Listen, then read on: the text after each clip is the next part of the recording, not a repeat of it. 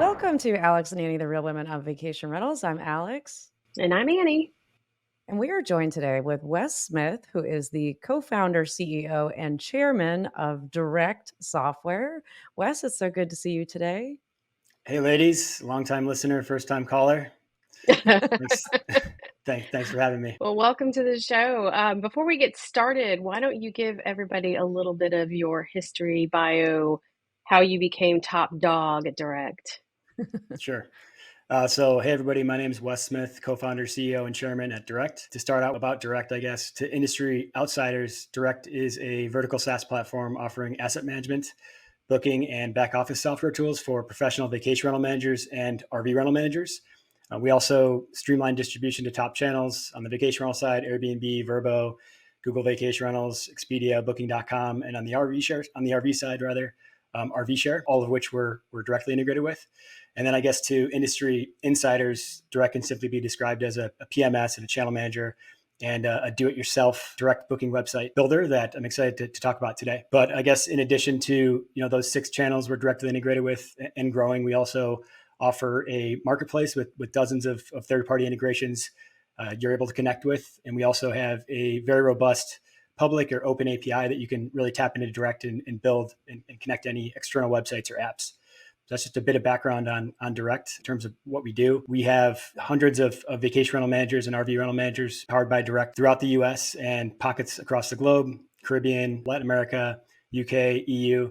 And we've got a really, really great product thanks to our tremendous team that's growing this year. We've got 15 full-time employees currently and a bunch of contractors running around. Yeah, just making the magic happen. That's awesome. I remember when we first met, this is going back probably 2018 or 2019.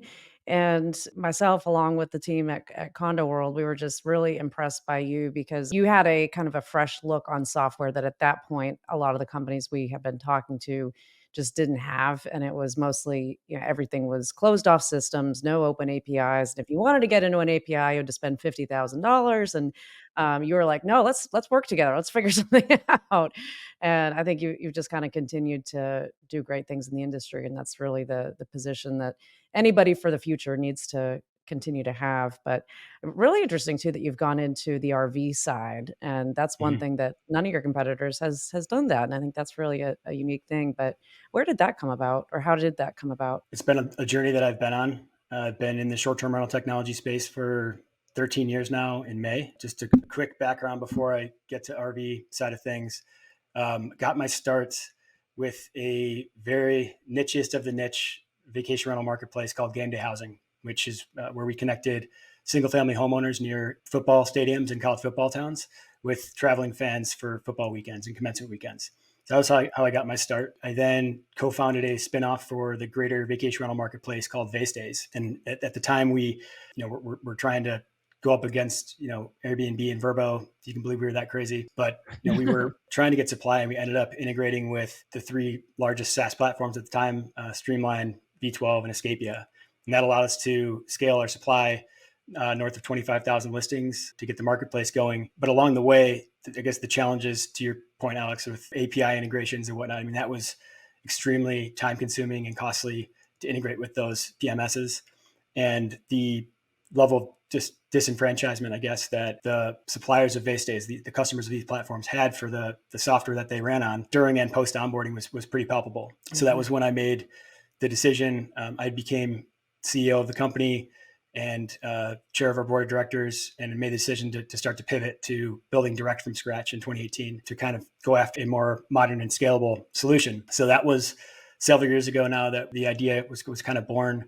We started to come out with product in early 2019-ish, and then had to go through COVID, which was challenging for everybody, but I think for our kind of stage and type of travel startup was extremely hard, but kept going, building product, integrations to different channels and all that. And then now to answer how we got into the RV category, at the end of 2020, the RV Share team reached out to me and started to get to know them. And the background of their leadership team's background and just the RV category in general is super fascinating. So John Gray, the CEO of RV Share, was the chief revenue officer at HomeAway when they got acquired by Expedia Group.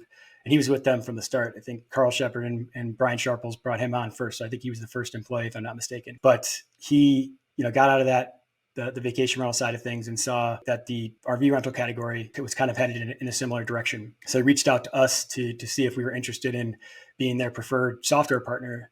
And we kind of took a look at the space, and it really is, to this day, 10 or more years behind the vacation rental side of things. So we are just at the end of Q4. We launched the integration with RV Share and the support for recreational vehicles on the platform, and we're virtually unrivaled in the space. So there's technically no other PMS other than us. There's one alternative that's a wholly owned subsidiary of one of the larger channels, which you can kind of liken to HomeWay Software and Expedia back in the day. But there's no channel manager to speak of, but there are 6 decent sized channels. It's a really big opportunity for us, and over a decade behind, but direct is going to bring the category forward in a much shorter period of time than vacation rentals. Looking back to early Condo World days, with using things like spreadsheets to do certain things. I know you had your own proprietary tech, but it's a lot of the same sorts of workarounds right now. Yeah. Yeah. When I was at Expedia, the last couple of years I was there, I was on their key account, global account team, and I did what they deemed was all like the non-traditional lodging.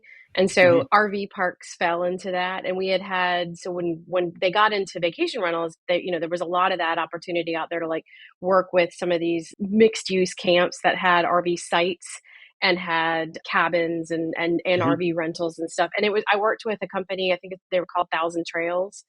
And it was so fascinating to me to think about how we could put a site, like just a pad on a website on an Expedia, and that somebody would go on there and rent that. But that was how people were doing it, like through KOA and all these other things. And I didn't know much about it because I stayed in an RV like one time and swore I'd never do it again because it just was a bad experience for me. But I had no idea how vast that segment of business is. I mean, there's like hundreds It's of huge. thousands.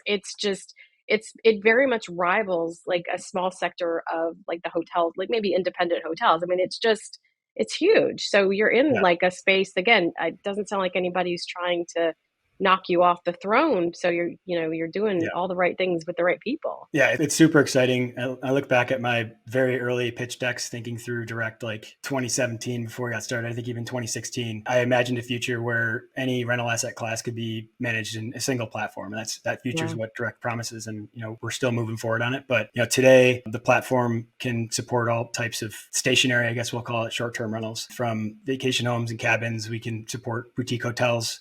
We've got a bit more work to be really strong there, but we have a glamping customer. And then on the mobile side of things, all types of recreational vehicles, Class A, B, C, RVs, travel trailers, fifth wheels, toy haulers, all that sort of thing. And then next month, we are unlocking manufactured homes, which are also known as park model RVs. So when you think of like the Sun Valley or Margaritaville type resorts, to your point, Annie, you have kind of different ways to stay there. You can bring your vehicle and rent a space, a pull-in or whatever type of space, or you can rent, one of these manufactured homes, these lodging on site. And it's just pretty cool for us we're very passionate about our industry. We're also really passionate about technology. And from a technological standpoint, they're all overnight assets. They're all short-term rentals. So what we've done is pretty cool. It's still direct. It's not a separate code repository. It's not a separate application. You're just going in and adding a new listing, and that listing is a vehicle listing. You're managing it the same way and distributing it the same way, messaging and handling reservations and all that. And there's certainly nuances, things that I know more than I thought I would have known, but things like how much wattage the generator has, or, how many liters are in the water tank, those sorts of like fields that like, just, they're not in a vacation rental listing. It's just very foreign. I remember the content conversation around like what you needed to have for amenities. And so it was like, is there a dump station? It was like, what? Like nothing you would ever don't ask.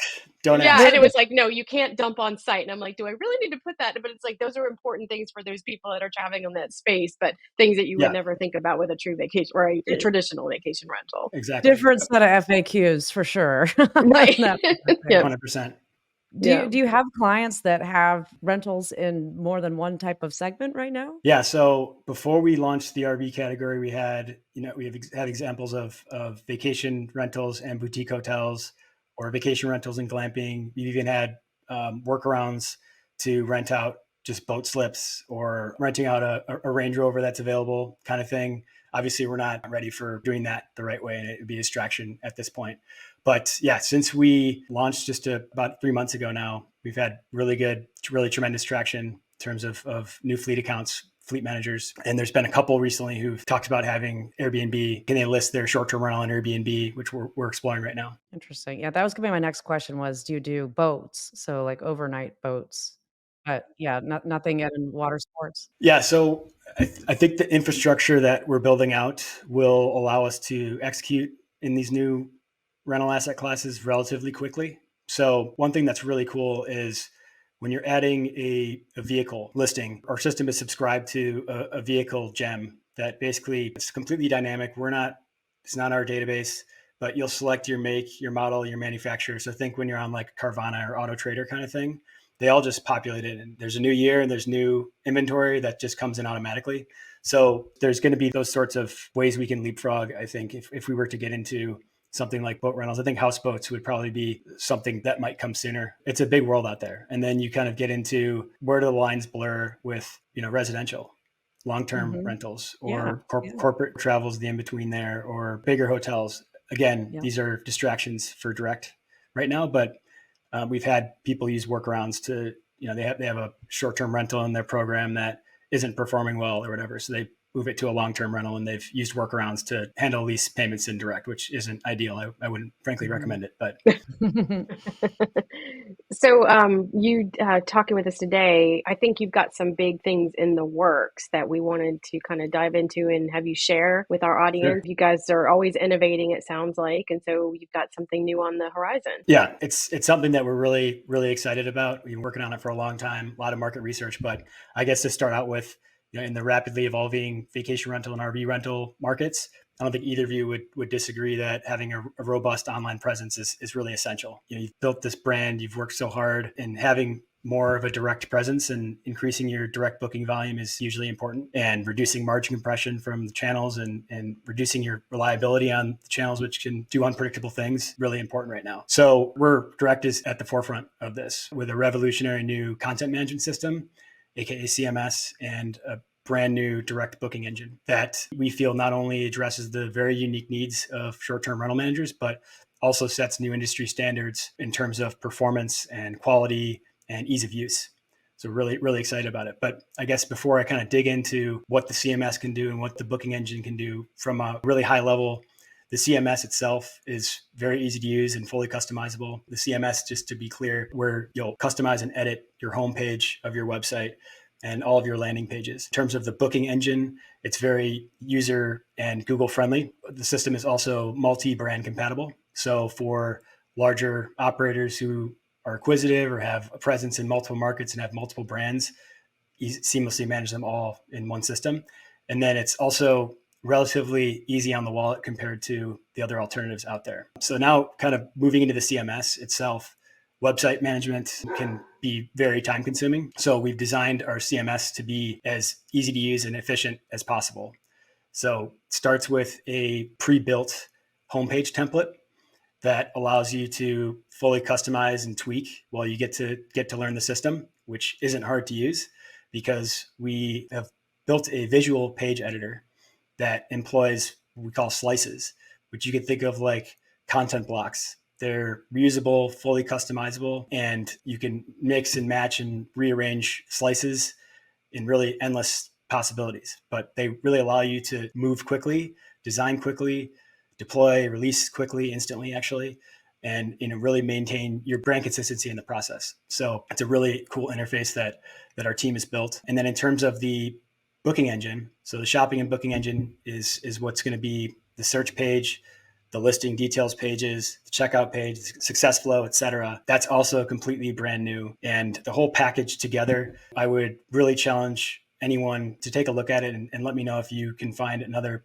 PMS that has anywhere near what we've come up in terms of ease of use and just how sleek the sites look. In fact, head to outerstays.com to see a demo of a booking site. It's not a real site, but you can and build one just like it really easily. And I actually got to see it last week. So we got on a demo and you showed me around how it works, and it is. I mean, it's extremely user friendly, and in my new business as not direct, but directly Alex, I'm getting to talk to a lot of these website companies and seeing, the connections between the PMS. And I have not yet to this point seen anything that works in the way that you guys have built it. So I think that's definitely very much a differentiator within the market, and no surprise at all. I think it's great that you came up with that, and that this is going to be something that just kind of makes things simpler for property managers. We talk about it all the time. There's so many choices that you have to make between your technology and your marketing and the business services.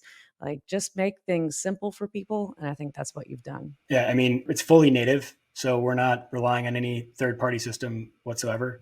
So it's 100% direct. So just as easily as you can go into our listing manager or our property manager and edit a listing, that's instantly going to apply to the listing on the website. So too can you go in to the CMS, and if you have updated copy or updated background video or new photos or new properties you want to feature, anything like that, you can do it really easily. So it's not reaching out to the web guy and asking them to do it and then getting a bill later, or not having the capability to easily customize in the system that you're using. So did this come about because a customer of yours had a need, or was this just something that you saw as a progression for Direct as a software company? The genesis of the name Direct and the idea was actually first rooted in direct booking websites, believe it or not. So there was like a white paper would be a really generous, like, I don't know what it was. It's like a Google Doc in like 2016 or 2015, where I titled it Vase Days Direct. And the idea was like, we built this marketplace called Vase Days, and we had this shopping and booking engine. And, at the time in 2014, 2015, sites were really, really, really rough. Direct booking sites were rough. So the idea was like, maybe we could repurpose this engine to allow for X manager in the Panhandle who's running on Vase Days, listed rather on Vase Days, to have a really modern website. But as we kind of got more into Vase Days and saw what was going on in the PMS world, there were a lot of additional problems that we could solve, and frankly other applications of the word direct. But that was kind of where the name initially came from. It's a fully registered trademark, so just be careful, Alex, with your new business. Got the LY and the Alex. So Yeah. But yeah, I think in terms of like the need today, going back to how quickly things are changing, having this really strong direct digital presence is hugely important. Like, the world is getting smaller. There's going to be less big places to go to, but there's going to be a lot of little places to go to. So having a really nice direct booking website and a world of nice direct booking websites, I think, is going to help consumers. And then from the supplier side of things, the operator side of things, why not have your own personal Airbnb for your brand? we'll be back in just a minute after a word from our premier brand sponsors, Extend Team and Turno. My name is Jane Field. I work for Del Mar Vacations and manage the guest services department. And we just started using Extend Team in the first week in January of 2024. So we're a pretty small local company here on Cape Cod, and all of our staff is local. We have up to 400 houses that we manage, and we need to be available 24/7 for any guests that are in-house and any problems that they're experiencing, so that they can call us. And we were having a hard time with staffing to be able to provide that coverage. We have a lot of inquiries that come in, especially from like Airbnb at night. Guests are looking to book pretty instantaneously, and if we're not responding to them pretty quickly, real time, we're less likely to get them to book, because I think they're just looking to book right then and there. So now we have somebody that can answer any questions or anything coming through very quickly and get bookings for us, which is good. And then, like I said, she's also helping with some administrative tasks that we in the office just don't have time to do throughout the day-to-day. Since working with Extend Team, it's helped us provide after-hours coverage to in-house guests, and also be able to help ensure that we can get bookings all day long, and that guests aren't waiting for communication from us, until the next business day, which has really helped us.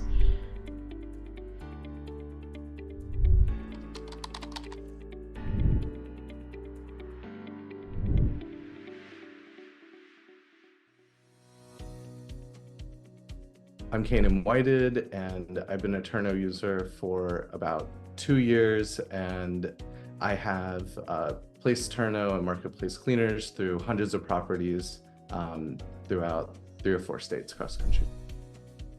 I'd worked with cleaners for years, but I couldn't find cleaners that would understand the urgency that I wanted to have on damages.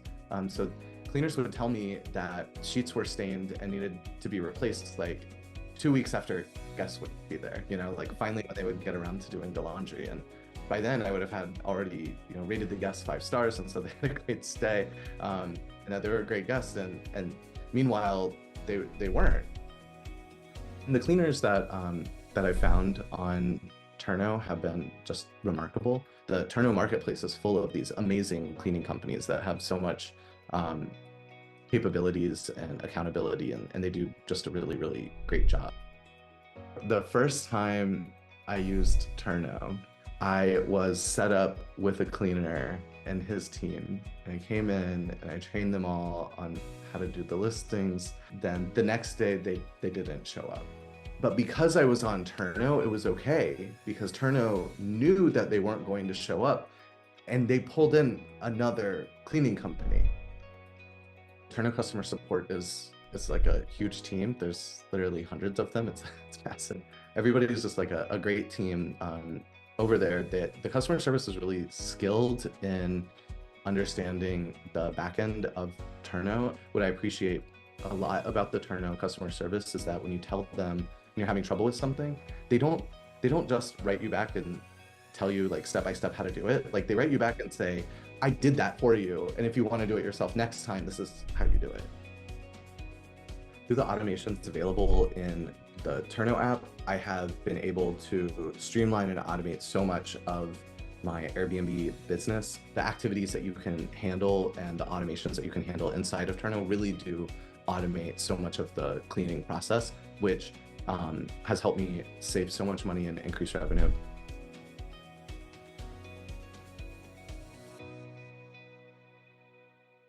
And the interesting thing is too, 2016 or so when you came up with the concept for that, direct bookings were, even if the websites were bad, were certainly more of a thing back then because Mhm. it was kind of a slow roll of everybody getting on board with VRBO and Airbnb.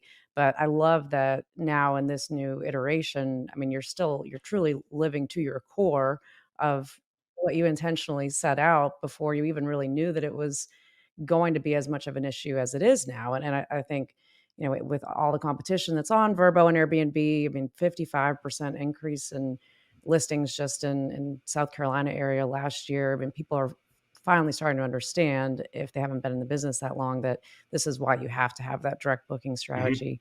And 100%. Annie and I were just on a panel for an STR. It was a STR Women's at Stacey St. John's online panel.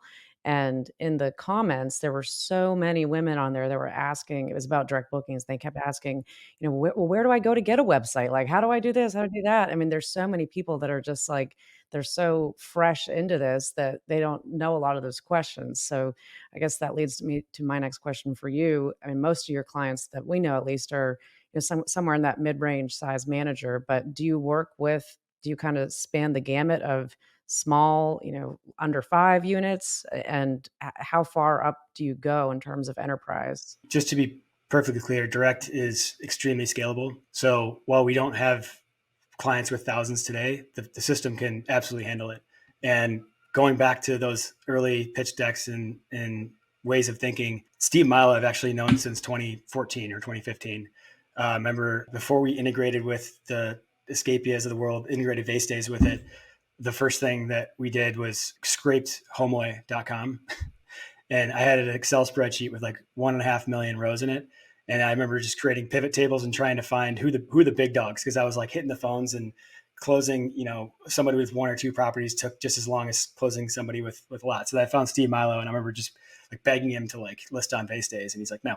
And then finally we ended up building a scraper tool that allowed us to take his availability and update vase days. And he said yes. And I think we were probably in our best year with him with vase days, maybe a $250,000 booking volume, which is a total drop in the bucket for him even then.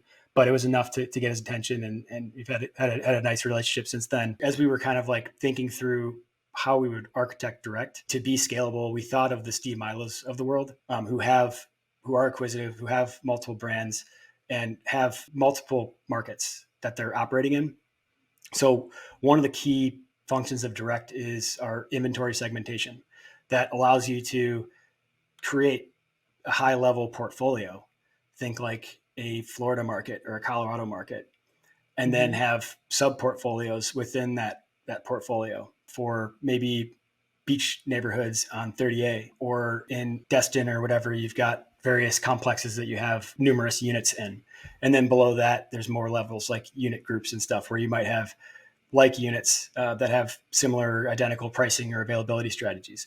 But the power of inventory segmentation and its implication on scalability comes in a variety of ways. Number one, and this goes back to thinking of the Steve Milos of the world, like if he or she who runs the company signs in, they're the super admin or whatever, they see all the data that they want to see, right? They have access to everything. Whereas a local property manager in Gatlinburg, when they sign in to this account that has multiple markets, they're just going to see the data pertaining to Gatlinburg. They're just going to see those units, rental units, the listings, the bookings associated with those listings, the people associated with those listings, the reporting, et cetera. And you can take it a step further to a housekeeper or an owner who signs in. You know, somebody works at the front desk at a complex in Gatlinburg. They're just going to see the inventory related to that complex. And then the final level, I guess what I was about to get to is, you know, the owner or whatever, who, when they sign in, they just see their 1 or 2 or 3 units of inventory.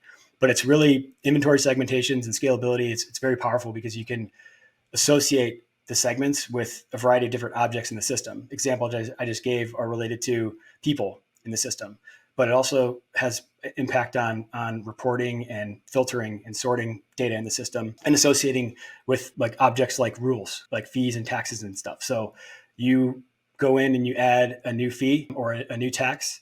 And when you're configuring the tax or you're configuring the fee and you want to associate it with inventory, you need only click, you know, the portfolio or the sub portfolio, and then instantly all of the listings are associated with that.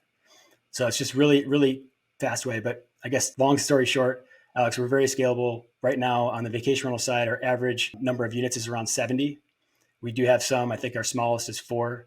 On the RV rental side, we're at 17 average right now. Where do you see, I guess, your biggest opportunity? Because one of the things that Alex and I talk about a lot is trying to get people to have that strategy of direct booking from the very get-go. And the problem that we've seen is that people start out with 2 or 3 units. They get on Airbnb, on VRBO, and mostly on the Airbnb side, I think, because it's the ease of use for them. And they grow and they scale, and all of a sudden, before they know it, they've got 50 units on Airbnb, and that's all they've got.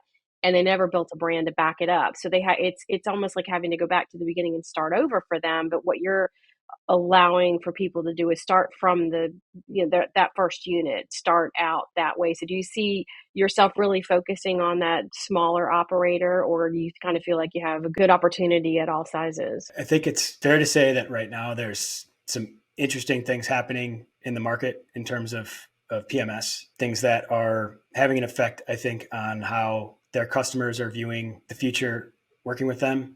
So I think from like a medium to large side of things, I think we're getting into another cycle here where we've got an exciting several months and years ahead. Yeah. As far as like the smaller ones, I think I mentioned earlier on the pod that we've got, maybe I didn't, on the RV side of things, what we've built to onboard is pretty remarkable. It's a single click onboarding. So basically a RV fleet manager will initially come from RV Share, and then they come to redirected to direct to create their account, which takes just 2 minutes. And inside of the URL is a parameter that includes their RV Share account ID. And then when they get into the dashboard for the first time, there's a button that says sync and import, and they click that button, and all of their listings, all the photos in the right order, all the amenities, availability, pricing, all the descriptions and headlines, all listings are built, all the past upcoming reservations are built, all the messages is in the inbox, all the reviews, all the people, everything's imported. And like our largest has 150. It's like in 10 or 15 minutes max. So one click onboarding. We're working on something like that on the vacation rental side that is not feasible for someone who's large. If you've got your eggs in a lot of baskets and you've got listings on this site and that site, like we all know well, single click onboarding today isn't something that's realistic, but to Alex's question, I think on the smaller side, those Airbnb only hosts, yes, there's a huge opportunity for that. And in the second quarter this year, we should have that rolling out officially, which is super exciting. That's awesome. Super cool to hear all the things that you've done in a relatively short amount of time. And, I mean, just kind of looking at the broader scale here or the broader perspective of the business, you're also one of the younger CEOs of a software company, I would say. I mean, you've had quite a journey. Like, tell us a little bit about that. I mean, just building the business and what are some of the things that as you look back on the last 7, 8 years that you look back and you're just like, wow, either good or bad. It's not for the faint of heart by any means. Yeah. I would liken it to Sisyphus rolling a boulder up a hill, and a lot of times. Yeah, my co-founder Chad and I, we've talked for years about it being just a roller coaster. Some days you got it all figured out, other days you're like, "What the hell's going on here?" But yeah, in general, it's a very good question. And NVIDIA CEO and founder Jensen Huang had a good interview where he was asked if he started all over, knowing what he knows how, and was going to start a startup. Like what startup? He's like, I wouldn't do it. I wouldn't start a company. Just knowing, Wow. just Would you say the same? I think no, but I would say like when I got direct started, my first daughter was born, and then 2 years later came my second daughter, and then I've got a 10-month-old son now. So it's been challenges and growing not only like professionally but also personally. And it's like as the years go by, sure I'm like younger, I'm gonna be 38 in September, but as the business has progressed, so too have our lives, and our kids have gotten older and stuff like that. So it's been funny. I say this a lot. Like I have 3 human kids, but there's really 4. Direct is the 4th baby, and Yeah. could be the most demanding of them all. But I would liken it to one of the Stripe brothers. I think Patrick Collison said that as you hone in your craft and you grow a business and you learn from mistakes and you get smarter and you get fitter, he likened it to running a 5K. So when you run a 5K for the first time, it burns like hell, and you keep running 5Ks and you get really good at running 5Ks. It still burns like hell every time you run a 5K. You could just do it faster.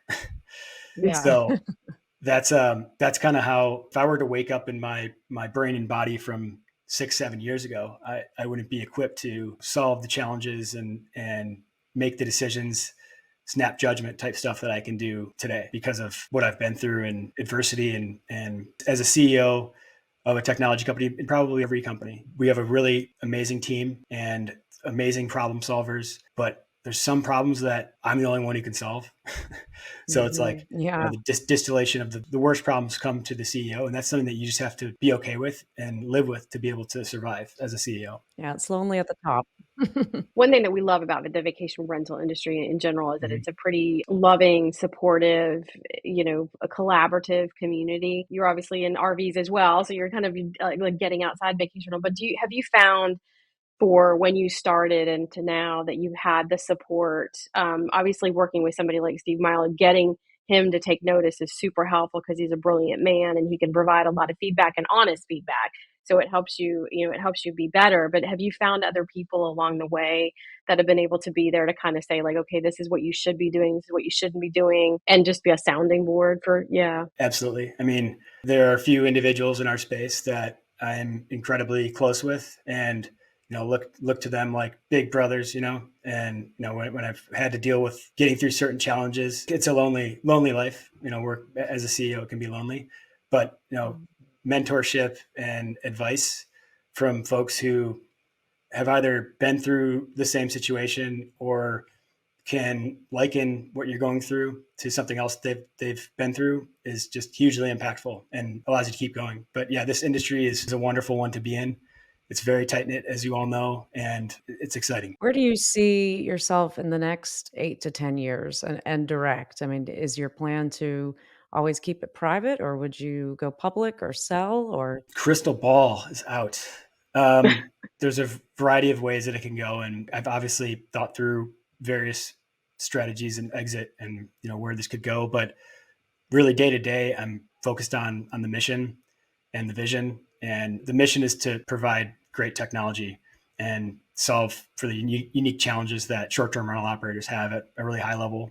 And then the vision I go back to is really just imagine a system where you can manage any rental asset class from one single application, not bolt-ons of different applications. So we'll see where the industry goes, but I think that with consolidation, continuing to happen on the B2C side and B2B side, today in the US, I think Vacasa is the biggest one, right? But in 10 years, or probably with just how fast technology is changing, probably in 5 years, there's going to be 10 or 15 of Vacasas that are that large, that money's going into that. And I think that there's going to be a need for a system that can handle the scale of a very large operator who has a diverse portfolio in terms of asset classes. That's the vision, and that's what we're charging towards. But it's not the vision you can't be focused on every day. You can't be distracted by the vision. You have to break it down into small projects and plans and try to execute on those small projects and plans as flawlessly as you can. And then you come back and do it again. It's a really great mindset. Yeah, for sure. And you've got to trust that you're making the right decisions on a daily basis that are all adding up to those goals and what that vision is. And there's one thing that Annie and I know, and when you look backwards, that's how you connect the dots. And seemingly they all just really seem like they all were meant to happen the way that they did. And sometimes when you're in the moment of one of those dots, it can be a little alarming that you might think it could have strayed away, but it all makes sense in the end there. Well, we're super excited to see you roll this out and the success that you're going to have with not only for direct, but for your customers. And it's just an exciting thing for the industry. Where are we going to see you next? You're going to be at VRMA or Spring Summit, Executive Summit? Me personally will 100% be at Verma in October. I won't be at the Spring Forum personally. We'll see. I've got a pretty busy schedule right now. We've got a lot of things rolling out, and as much as I'd like to be out and about more, it's just not one of those times where I can, as a CEO, I can be rubbing shoulders. But I'm looking forward at least to October and hopefully some shows this summer. Right. Well, if anybody wants to reach out to you, then what's the best way for them to get in touch? Yeah, connect with me on LinkedIn. My name is Wes Smith, and please check out outerstays.com if you want to check out our new direct booking site demo. You'll be able to redirect there to the product page where you can learn all about the CMS, and just reach out to our team if you're interested in checking it out. Sounds good. Well, if anybody wants to contact Annie and I, you can go to alexandanniepodcast.com. And until next time, thanks for tuning in, everybody.